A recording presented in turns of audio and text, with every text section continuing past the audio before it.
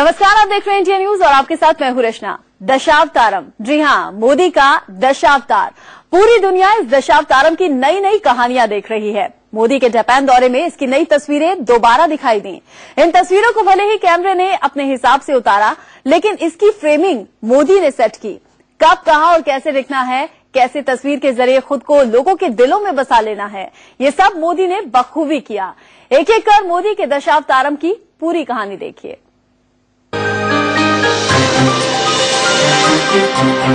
कैसे तस्वीर के जरिए खुद को लोगों के दिलों में बसा लेना है, ये सब मोदी ने बखूबी किया। एक एक कर मोदी के दशावतारम की पूरी कहानी देखिए।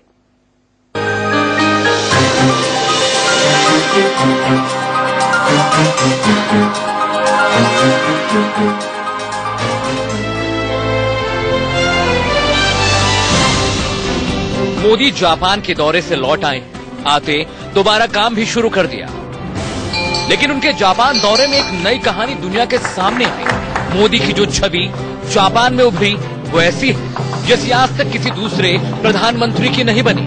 तस्वीरें देखिए। टीसीएस के एक कार्यक्रम के दौरान मोदी ने वो कर दिया जिसे करने में अमूमन एक पीएम, वो भी हिंदुस्तान का, हिचकता है।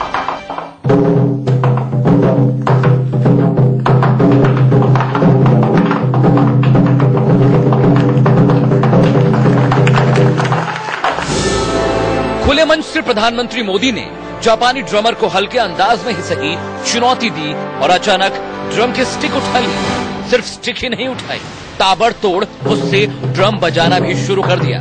सिर्फ कहने के लिए ड्रम नहीं बजाया, जोरदार और जबरदस्त तरीके से बजाया।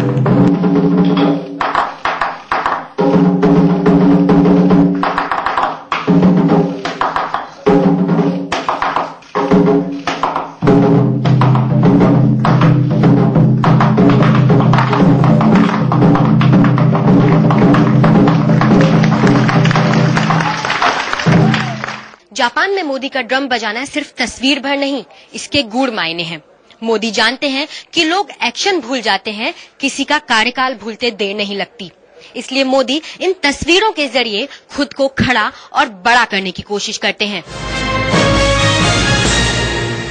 हर प्रधानमंत्री उससे पहले जाके उनके पोशाक पहनते थे, उनके कई बच्चों से मिलते थे। ये सब परंपरा जो था प्रधानमंत्रियों का, वो मेरे ख्याल में पिछले कुछ सालों से, मेरे ख्याल में 15-20 साल से छोड़ दिए थे। तो इसीलिए जो मोदी ने इस बार जो जापान में किया, उसका प्रभाव बहुत ज्यादा है। मोदी ने जापान में जिस गर्मजोशी से ड्रम बजाया, उनकी बॉडी लैंग्वेज जैसी थी जिस मौके पर ये सब कुछ हुआ। इसमें कई कहानियां एक साथ चलती हैं, लेकिन एक कहानी मोदी की अपनी होती है, जिसे समय और हालात के हिसाब से वो गढ़ते हैं। ये कहानी सेकंड भर की होती है, लेकिन सालों सालों के लिए लोगों के जहन में बस जाए, ऐसी होती है।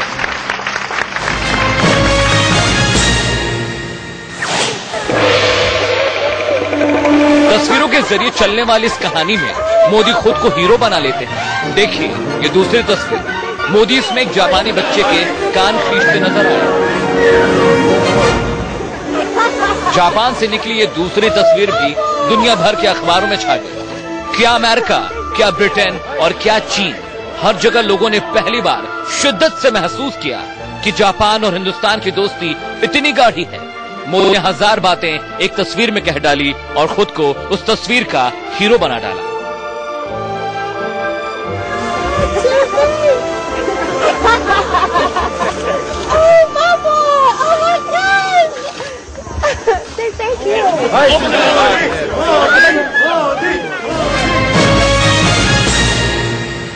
जापान में जाके ये करना और ये भारत के संस्कृति के बारे में उनको जानकारी देना बहुत जरूरी है।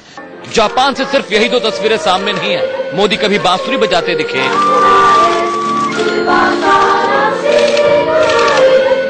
कभी ड्रम के स्टिक थामे, कभी मछलियों को दाना खिलाते। मोदी तस्वीरों के जरिए हिंदुस्तान और जापान दोनों के दिल में बस गए। आगे मोदी की और तस्वीरें दिखाएंगे जिसमें फोटोग्राफर भले कोई और हो, फ्रेम मोदी ने सेट किया। प्रशांत वत्स के साथ ब्यूरो रिपोर्ट, इंडिया न्यूज।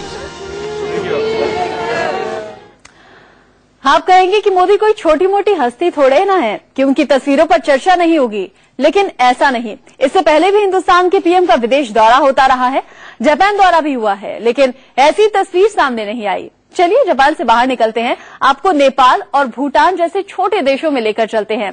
कैसे मोदी ने अपने दोनों पड़ोसियों को खुद पर लट्टू कर दिया, तस्वीरें उनकी कहानी खुद कह रही हैं।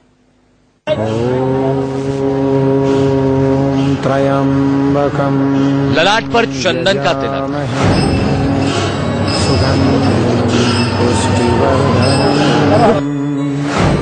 गले में रुद्राक्ष की माला,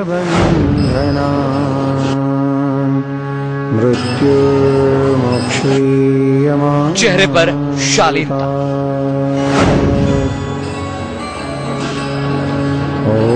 गेरुआ रंग का कुर्ता और उसके साथ सिंदूरी रंग का साफा। यजामहे सुगंधिं पुष्टिवर्धनम्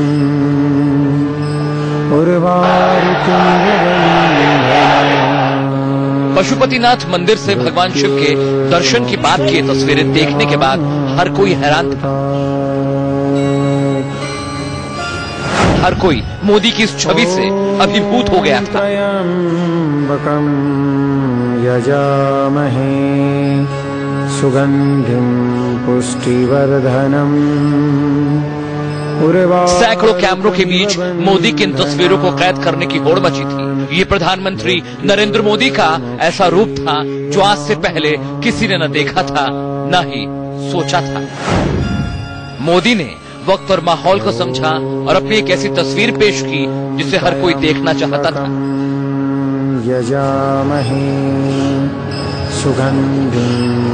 लेकिन महादेव के दर्शन के बाद जैसे मोदी नेपाल के डेलीगेशन को संबोधित करने पहुंचे, वो बिल्कुल अलग नजर आ रहे थे। माननीय श्री सुभाष नेम्बांग पार्लियामेंट के स्पीकर श्री एवं माननीय सांसदगण और आदरणीय सभागृह, नेपाल की जनता को मोदी की ये छवि किसी हिंदू हृदय सम्राट से कम नहीं लग रही थी। पशुपतिनाथ मंदिर में दर्शन करके मोदी ने हिंदू राष्ट्र नेपाल को एक बहुत बड़ा संदेश दिया था। कहने को तो नेपाल एक हिंदू राष्ट्र है, लेकिन उसके पास इसकी संवैधानिक मान्यता नहीं है। पूरा नेपाल मोदी की इस छवि का दीवाना हो गया था। मोदी की ये तस्वीरें नेपालवासी कभी नहीं भूल पाएंगे।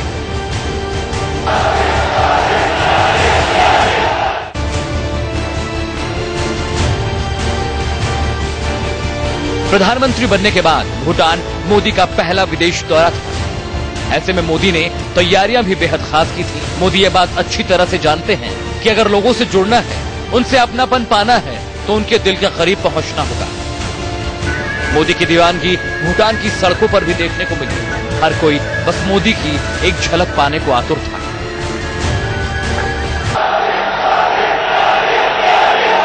चुनाव में अच्छी स्थिति बनने के बाद, इतना बढ़िया जनादेश मिलने के बाद किसी का भी मोह कर जाता है कि दुनिया के किसी बड़े ताकतवर देश में चले जाएं।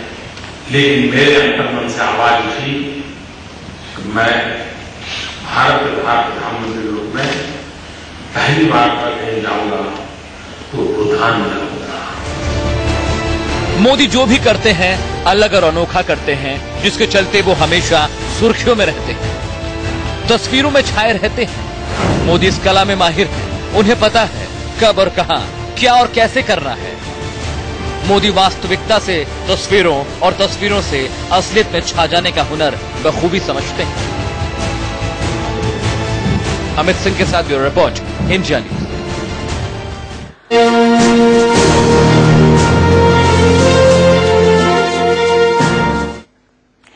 अमूमन तस्वीर खींचने के दौरान फोटोग्राफर अपने मुताबिक फ्रेम सेट करता है, लेकिन मोदी के साथ ऐसा नहीं होता। कैमरा फोटोग्राफर के हाथ में होता है, फ्रेम मोदी तय करते हैं। इसे एक और तस्वीर के जरिए समझिए। देखिए, मां और बेटे के मिलन की तस्वीर भी इस तरह से ही सामने आ सकती है। ये किसी ने शायद ही सोचा होगा।